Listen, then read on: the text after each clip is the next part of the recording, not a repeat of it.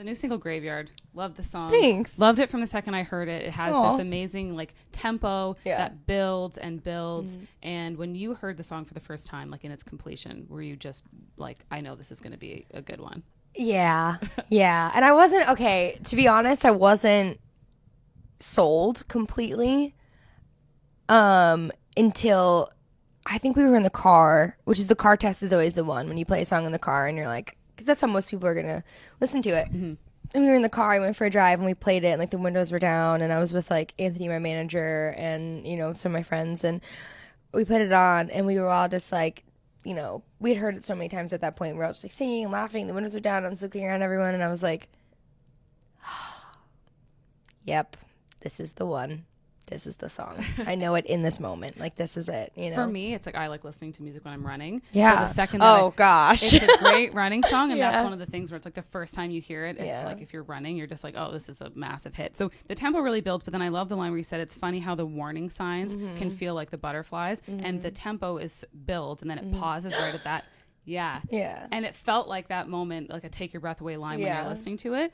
And it made it feel like the song was a little bit of it was a love song, but also a bit of a PSA. It's totally a PSA. Okay, because I want to know, is that how it feels to you? Yeah, that's why a lot of the lyrics are in past tense. Like, you know, I would have followed all the way to the graveyard. You know what I mean? Because this is like a reflective. I'm looking back going, I would have ruined my whole life for you, probably. You know, it's like that.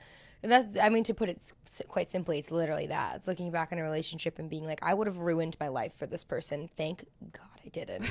You know, my mom was the one who helped me come up with the line for the bridge. And she's going to be so excited that I keep talking about her in all my interviews. But I was on the phone with her and I was having a bad day. And, you know, we were talking about relationships and I was like, how did I not know?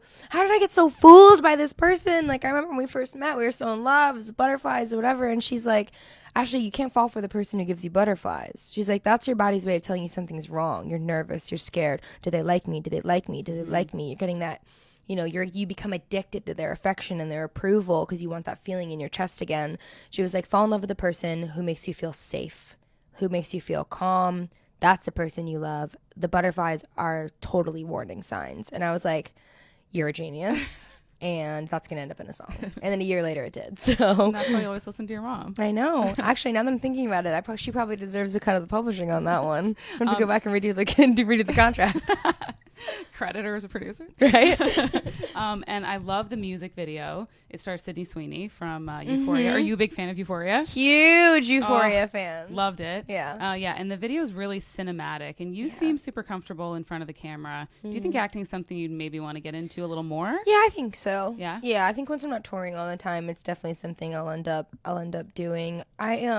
You know, I have this whole thing where, like, I love doing so much stuff. I love writing music, love writing poetry, I love painting, I love cooking, I love acting, I love all this stuff. So, you know, I have this theory that music is, you know, part one of what will hopefully be a more complex journey for me. Or I might just decide I'm super tired when I turn 30 and just, like, quit everything and be like, I'm going to buy a farm and I'm going to make spicy rigatoni every day from scratch. Thank you for talking to me. Yeah. Happy Canadian Thanksgiving, and have a great show tonight. Happy Thanksgiving, and thank you very much. I appreciate it.